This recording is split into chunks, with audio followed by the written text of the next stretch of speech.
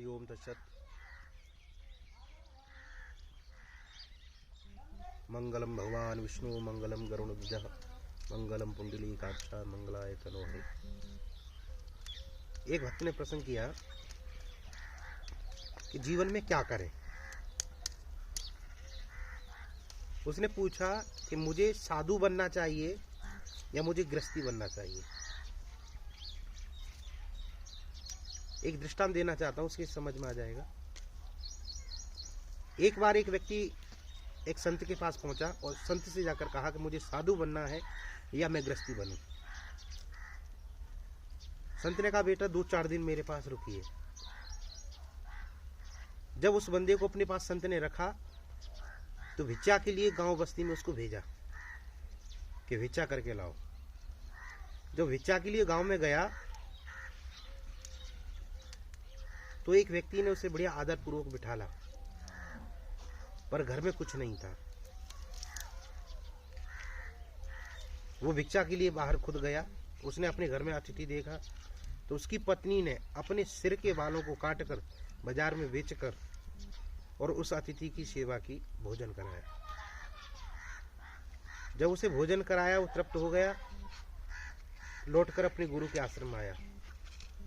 जब गुरु के आश्रम पर आया तो गुरुजी से पूछा कि गुरुजी भिक्षा तो मुझे नहीं मिली, भोजन करके आया हूं। और उसके पास कुछ भी नहीं था। उसने अपने सिर के बाल काट कर बेच कर मुझे भोजन कराया। उस भोजन में भी ज्यादा ऐसा कुछ नहीं था, केवल रोटी और चटनी से खिलाया। आटा लेके आई। गुरुदेव ने कहा कोई बात नहीं, आप यहीं रहिए। एक साधु जंगल में तपस्या कर रहा है, आप उस साधु में जाकर एक लात मार गया।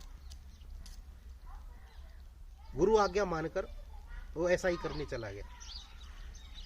एक रेती में बैठा हुआ तपस्वी तपस्या कर रहा है, ध्यान मग्न है, और उस ध्यान मग्न योगी को जाकर उस शिष्य ने एक लात मारी। और जैसे ही लात मारी संत अपनी समाधि से गिर के नीचे आ गया। जब वो नीचे आया पूछा संत ने, बेटा तेरे कहीं लग तो नहीं गई? वो कहता है कि कितना बड़ा मूर्ख महात्मा है, मैंने इसको लात मारी है और ये लात खाकर ये कहता है कि कहीं तेरे लग तो नहीं गई। कोई बात नहीं, वो उसको ऐसा ही छोड़कर उस महात्मा के पास आया जिस महात्मा से पूछ रहा था कि मुझे गृहस्थ बनना है कि मुझे सन्यासी बनना है। उसने आखिर जैसे ही महात्मा से पूछा कि महात्मा मैं लात मार के आ चुका हूं, आपने कहा एक भिक्षा करके आओ, तो मैं भिक्षा करके भी आ गया। अब मुझे बताइए मुझे करना क्या है? तो उस महात्मा ने उस शिष्य को बताया कि अगर महात्मा बनना है तो आप ऐसे बनना जैसे उस व्यक्ति को तुम लात मार कर आए हो। और उसने ये कहा कहीं तेरे चोट तो नहीं आई। संत का हृदय इतना नवनीत होता है, अगर संत को क्रोध भी आएगा तो समाज के कल्याण के लिए, व्यक्ति के हित के लिए क्रोध आएगा। अगर साधु के अंदर क्रोध है, साधु का निज स्वार्थ का क्रोध कभी हो नहीं सकता। माता पिता का क्रोध निज स्वार्थ के लिए हो नहीं सकता। अगर माता पिता को अपने पुत्र पर क्रोध आता है तो उसके कल्याण के लिए आता है, उसके भले के लिए आता है। अगर किसी गुरु या किसी संत को क्रोध आता है तुम्हारे ऊपर तो वो तुम्हारे हित कर है, तुम्हारे विनाश के लिए उसका क्रोध नहीं है, तुम्हें डांटने के लिए क्रोध नहीं है, अपना बड़प्पन दिखाने के लिए क्रोध नहीं है। अगर साधु महात्मा किसी गुरु का तुम पर क्रोध आ रहा है, इसका मतलब यह है कि आप समझ लेना वह संत तुम्हारे हितकर है, सदा वो तुम्हारा हित चाहता है। परंतु कुछ लोगों को ऐसा लगता है कि अगर इनका क्रोध है तो अनावश्यक है। क्रोध 3 प्रकार का, सतोगुण, रजोगुण और तमोगुण प्रधान क्रोध होता है। तमोगुण प्रधान अनावश्यक ही क्रोध करना, जिसका न उसका भला है न खुद का भला है, ऐसा कोई क्रोध करता है वो तमोगुण प्रधान क्रोध है।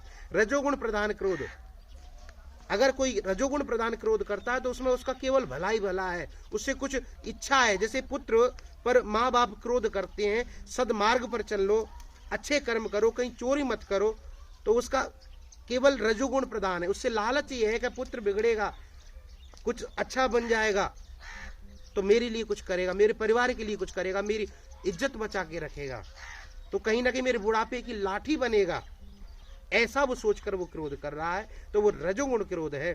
सतोगुण प्रधान क्रोध वह क्रोध होता है जिसमें ना तो अपना कोई उसमें भला है ना उसका भला है, और सर्व का भला है, वो सतोगुण प्रधान क्रोध है। जो सर्व के भले के लिए अगर क्रोध किया जाता है, बच्चे के लिए माँ डांट रही है, स्कूल नहीं जाता है, माँ डांट रही, खेल में लगा है, तो जो माँ का क्रोध है वह क्रोध सतोगुण प्रधान है। क्यों?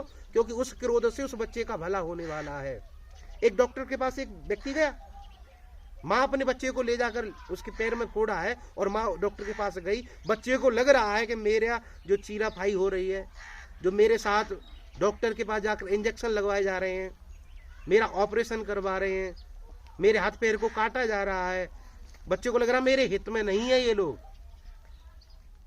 परंतु वो सतोगुण प्रधान है, वो उसके भले के लिए उसको चीरा लगवा रहे हैं, परंतु उसको दुख लगेगा। और जब कोई भी शब्द अपने लिए दुख देने वाली है ना, तो वो कहीं ना कहीं कल्याणकारी है। क्योंकि माता पिता और गुरु एक बार को माता पिता के ऋण से उऋण हो सकते हैं, गुरु के ऋण से उऋण नहीं हो सकते। मानस में बाबा तुलसी ने लिखा, मात पिता उऋण भई नीके, गुरु ऋण राहा सोच बढ़ जी के। माता पिता के ऋण से उऋण हो सकते हो, पर गुरु ऋण से उऋण नहीं हो सकते। गुरु का सदा देखो, अब गुरु से उऋण क्यों नहीं हो सकते? माता पिता की सृष्टि जो है वो रक्त की है, श्वेत की है, माता पिता की जो सृष्टि है वो रजवीर की है, एक नाद सृष्टि है। गुरु और शिष्य का जो संबंध है वो पिता पुत्र जैसा ही है, परंतु वो शब्द नाद है। वो अपने पुत्र उसको बनाता तो है, पर बनाया कैसे? शब्द के द्वारा, ज्ञान उपदेश के द्वारा। ब्रह्मानंदम परमसुखदम केवलम ज्ञान मूर्तिम द्वंद्वातीतम गगन सदृशम तत्वमशात लक्ष्यम। गुरु तत्वमसी महावाक्य का उपदेश देकर उसके नाद विंद कलातीतम तस्मै श्री गुरुवे नमः। क्योंकि नाद विंद, विंद की सृष्टि और नाद की सृष्टि, माता पिता के द्वारा जो पुत्र पैदा होता है वो विंद की सृष्टि है, और जो गुरु के द्वारा पुत्र पैदा होता है, शिष्य पैदा होता है, वो नाद सृष्टि है। नाद सृष्टि के द्वारा सदा गुरु अपने शिष्य का, पुत्र का कल्याण ही चाहता है, परंतु उसके कल्याण की भावना में उस शिष्य को अगर वो दुख लगे। एक बार की दृष्टांत है, एक व्यक्ति गुरु की सेवा में उसने जीवन अर्पित कर दिया। गुरु की तबीयत खराब होती है तो उसको भी लगता है कि मेरी तबीयत खराब हो गई, मैं कैसे करूं, रोने लगता है, फिफियाने लगता है। 12 वर्ष गुरु की सेवा की, परंतु शिष्य के अंदर किसी न किसी प्रकार की इच्छाएं थी, और इच्छा के कारण उस सेवा का परिणाम होना था वो नहीं ले सका। इच्छा प्रकट की नहीं, इच्छा बिना प्रकट किए अपने अंदर रखकर और स्वार्थपूर्ण सेवा करने लगा। अब एक दिन की बात है, उसको लगा मुझे अपनी पुत्री का विवाह करना है, मैं जाऊं गुरुजी के पास से, गुरुजी कुछ संपत्ति ऐसी धन दौलत कुछ दे दें जिससे मैं अपनी पुत्री का विवाह कर सकूं। लौटते समय पर गुरु से इच्छा रख रहा है कि गुरु मुझे कुछ देंगे।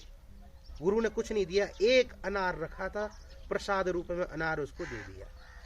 और जब अनार उसको दिया, वो कहता मेरे 12 वर्ष की सेवा का परिणाम केवल एक अनार ही है। मन में उथल पुथल उसके अंदर हो रही है, और वो व्यक्ति घर की ओर आया। रास्ते में भी उसको क्रोध आ रहा है, कभी अनार को फेंकता है, उठाता है, फेंकता है। क्या परिणाम? सेवा से कुछ प्राप्त तो हुआ ही नहीं। सेवा से फल की इच्छा रखने वाला व्यक्ति कभी परमात्मा को प्राप्त नहीं कर सकता, ना अपना ही कल्याण कर सकता है। परंतु गुरु की अहित की कृपा होती है, संत पुरुषों की अहित की कृपा होती है। उनके हर एक वाणी में कोई न कोई राज है, उनके क्रिया में कोई राज है, और वो राज तुम्हारे कल्याणकारी है। अगर वो क्रोध में तुम्हें गाली भी दे जाएं, मालवा के अंदर आज भी साधु किसी को गाली देता है तो उसको भगवान का प्रसाद मानते हैं वो लोग। गुजरात में अगर किसी साधु ने गाली दे दी, वो मानते मेरा कल्याण हो गया। तो मेरा कहने का भाव, वो व्यक्ति क्रोध में आकर अनार को लेकर पत्नी के माथे में पटकता है, ये प्रसाद दिया, कैसे करूंगा मैं अपनी बेटी का विवाह। उसी टाइम पर हुआ क्या, एक राजा था, राजा बीमार हो गया, और जब राजा बीमार हुआ तो उसकी दवा उपचार करने के लिए वैद्यों ने कहा कि ये राजा बच ही नहीं सकते, अगर बचेंगे तो अनार को सुखाकर पीस कर उसकी चूर्ण बनाकर और शहद के साथ जब दिया जाए तो ये राजा बच सकते हैं। राजा ने राज आज्ञा कर दी और राज आज्ञा हुई, पूरे क्षेत्र में ढिंडोरा पिट गया, कहीं से भी अनार लेकर आइए, पर अनार किसी के पास नहीं मिला। उस देश में अनार था ही नहीं। राज आज्ञा उसकी कानों में पड़ी, उसने सोचा अनार तो मुझ पे ही रखा है, वो महात्मा ने गुरु ने दिया, पर इसका मैं करूंगा क्या, राजा को दे देते हैं। राज वैद्य को अनार दिया, अनार लेते ही उसको पीसकर बढ़िया चूर्ण बनाया, चूर्ण बनाकर और दवाई जब उसको दी तो राजा निरोग हो गया। और राजा जब स्वस्थ निरोगी हो गया तो राजा ने कहा ये अनार कहां से मिला, कि महाराज एक संत का सेवक, एक भक्त है, वो अपने गुरु जी के यहां से लेके आया है, कि उसको दरबार बुलाया जाए। जब उस बंदे को दरबार बुलाया गया तो राजा प्रसन्न होकर कहते तुझे क्या चाहिए मांग। तो कहते मुझे मेरी कन्या का विवाह करना है, कि राज आदेश है तेरी कन्या का विवाह राजसी ठाट बाट से होगा। हाथी घोड़े दान दिए, धन दौलत दी, बहुत अच्छा विवाह किया। अब मन ही मन सोच रहा है एक अनार में कितना बड़ा फल है, पर जब गुरु ने अनार फल रूप दिया, संत की वाणी जो है अटपटी झटपट लखी ना जाए, और जो कहूं ये झटपट लखे तो सब खटपट मिट जाए। संत की वाणी में कोई ना कोई राज है, संत की गाली में राज है, संत की क्रिया में राज है, पर किसी सूझ वाली आंख ने पहचाने की, जर्रे जर्रे में है झांकी भगवान की। कोई सूझ वाली व्यक्ति जो आंखें हैं वो किसी गुरु की कृपा को महसूस करे। कृपा कोई दिखाई नहीं जाती। आजकल कृपा का बाजार लग रहा है, समोसा खा लो तो कृपा बरसेगी, अच्छी साड़ी पहन लोगे तो कृपा बरसेगी, तो कृपा ऐसे नहीं आने वाली है। कृपा गुरु की वाणी में है, गुरु के चरणों में है, गुरु के उपदेश में कृपा छुपी हुई है। हुआ क्या, राजसी ठाटवाट के द्वारा उसका जब विवाह किया गया तो गुरु के अहोभाग्य मानता है, गुरुदेव कहीं ना कहीं तुमने कितनी बड़ी कृपा छुपा रखी है। और जब उसको मानते हुए गुरु के पास पुनः गया कि गुरुदेव मैं आपकी कृपा को संभाल नहीं सका, आपने कृपा करने में कोई देर नहीं की, मेरी समझने में देर है। और वास्तविकता में गुरु की क्रिया और कृपा में कोई देर नहीं है, पर गुरु की कृपा को समझने में देर है। हर एक जगह पर कृपा बरस रही है। आप स्वाभाविक ही किसी संत के पास पहुंच जाएं तो समझ लेना कि तुम्हारे पुण्य उदय हुए हैं जब तुम किसी संत के दरवाजे गए हो। कैसे जाने कि हमारे पुण्य उदय हुए या नहीं? तो मैं कहता हूं जब तुम किसी संत से टकराओ तो इसका मतलब यह है कि तुम्हारे कोई पुण्य उदय हुए, तुम संत के पास चल कर गए। अगर संत तुम्हारे पास चलकर आए तो समझ लो हरि की कृपा है, ईश्वर की कृपा है। अब मोए भाव भरोसा हनुमंता, बिन हरि कृपा मिले नहीं संता। कोई संत महापुरुष तुम्हें आकर मिल रहा है तो भगवान की अहित की कृपा तुम पर बरस रही है। और अगर तुम्हारा मन करता है कि मैं किसी गुरुधाम पे जाऊं, गुरुद्वारे पर जाऊं, किसी संत के आश्रम में जाऊं, ढूंढे पर जाऊं, तो समझ लेना तुम्हारे पुण्य उदय हुए हैं। पुंज पुंज बिन मिले न संता, पुण्यों का समूह इकट्ठा होता है जब तुम किसी संत दरवाजे जाते हो। इसीलिए गुरु की कृपा जो छुपी है बस केवल उसको महसूस करने की आवश्यकता है। हम अपनी तर्क दे देते हैं, कभी कभी किसी महात्मा के सत्संग में जाएंगे, किसी सानिध्य में जाएंगे तो अपनी तर्कें सुनाते हैं। मुझे लगता है आप अच्छा बोल लेते होंगे, मुझे लगता है आप अनुभवी भी बहुत ज्यादा होंगे। आप लोग अनुभवी हो सकते हो, परंतु गुरु के आगे जानकार होकर भी अज्ञानी सा बनकर रहना चाहिए। ये गुरु गीता में भगवान पार्वती को शिव जी सुना रहे हैं। क्योंकि जब तुम खुद जानते हो ना उसका अर्थ जिस तरीके से गुरु महाराज देंगे तो मुझे लगता है वो तुम्हारे पास भी नहीं है।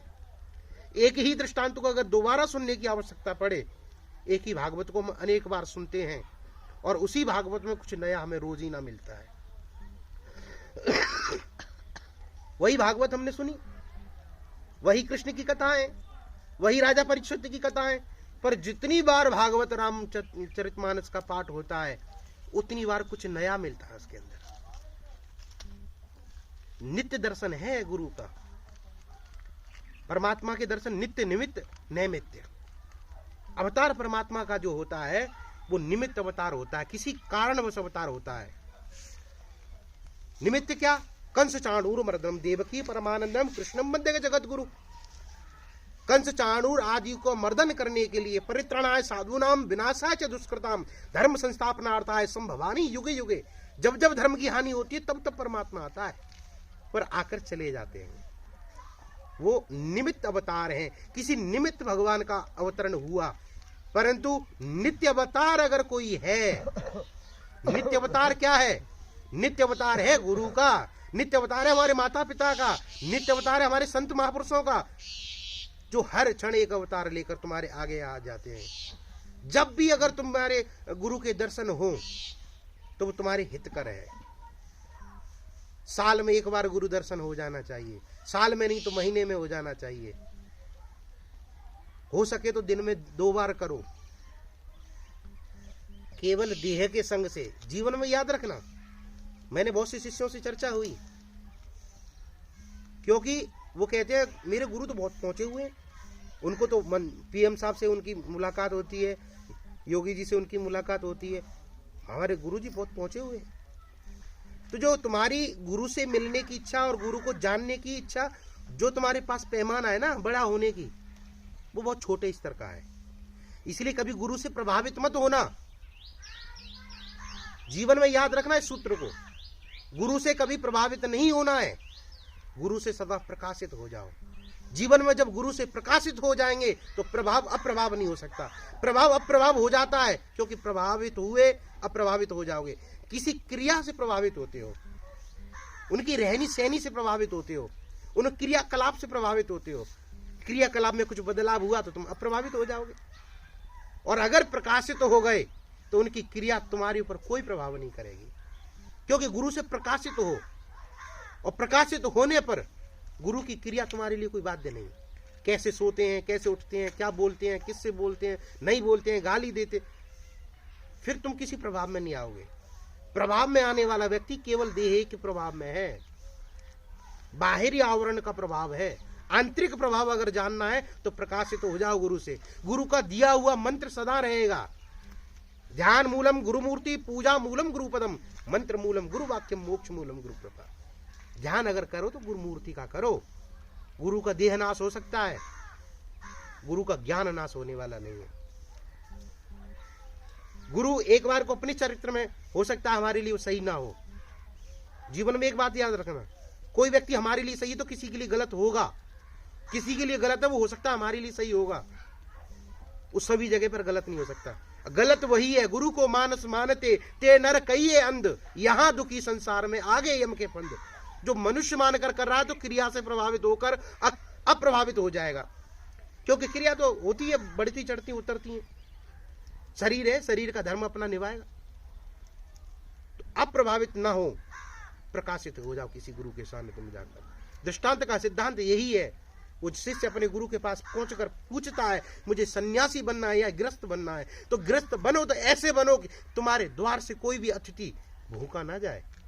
गृहस्थ धर्म का पालन करते हुए अगर किसी भी माता बहनों को समझना चाहिए, हमारे गृहस्थ भाइयों को समझना चाहिए, हमारी जब 4 वर्ण आश्रमों की व्यवस्था की बात की जाती है, 4 आश्रमों में से एक आश्रम है गृहस्थ आश्रम, वो सबसे बड़ा है। पर वो बड़ा कैसे है? अगर वो क्रिया उसका पालन कर रहा है तो बड़ा है। न सन्यासी बड़ा है, न गृहस्थ बड़ा है, न वानप्रस्थ बड़ा है, न ब्रह्मचर्य बड़ा है। इन चारों में से बड़ा वो है जो अपने अपने धर्म का पालन करता हो, अपने आश्रम वर्ण व्यवस्था का पालन करता हो, वह बड़ा है। गृहस्थ में होना चाहिए, रसोई के अंदर जब माताएं प्रवेश करें तो नियम का, हमारे शास्त्र निहित जो कर्म है उनका पालन किया जाए, क्योंकि सारा कुंजी अगर है ना तो रसोई में है। क्योंकि रसोई में जिस तरीके से भोजन बनाया जाएगा, जिस अवस्था में बनाया जाएगा, उस भोजन का प्रभाव आपके मन पर पड़ेगा। आपका मन ही आपको, मन एवं मनुष्याणाम कारण बंध मोक्षयो, मनुष्य ही मन ही मनुष्य का बंधन और मोक्ष का कारण है। मन एक ऐसी चाबी है जिससे आप बंध सकते हो और उससे खुल सकते हो। गृहस्थ धर्म में सर्वप्रथम गाय माता को रोटी निकालो। रोटी जब बन जाए तो गृहस्थ में ये नियम होना चाहिए, सर्वप्रथम रोटी सबसे बूढ़े व्यक्ति को दिया जाए।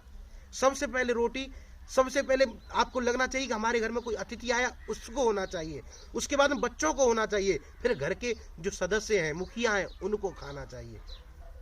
जिस घर से एक गाय को रोटी निकले, समझ लेना वो सदग्रस्त है। लास्ट की रोटी एक कुत्ता को निकले, समझ लेना वो सदग्रस्त है। गृहस्थों की परंपरा की अगर उपनिषद और शास्त्रों की बात करें, वेद वेदांत की बात करें, वैष्णव ग्रस्त वह ग्रस्त है, शैव ग्रस्त वह ग्रस्त है जो अपने भोजन ना करके, अपने लिए ना पका कर दूसरे को खिलाकर खाए, तो वो ग्रस्त सही ग्रस्त है। ग्रस्तों की परंपरा में हमने पढ़ा, जब तक किसी बाल ब्रह्मचारी सन्यासी को, किसी बटुक ब्राह्मण को सदग्रस्त पहले भोजन ना करा दे अपने द्वार पर, तब तक वो भोजन ग्रहण नहीं करते हैं। ये सदग्रस्त के लक्षण है। अगर कोई सन्यासी, कोई बटुक हमारे पास नहीं आ पाता, तो एक गाय को रोटी निकाल के दे दो। जहां सुमत तहां संपत नाना, जहां कुमत तहां विपत निदाना।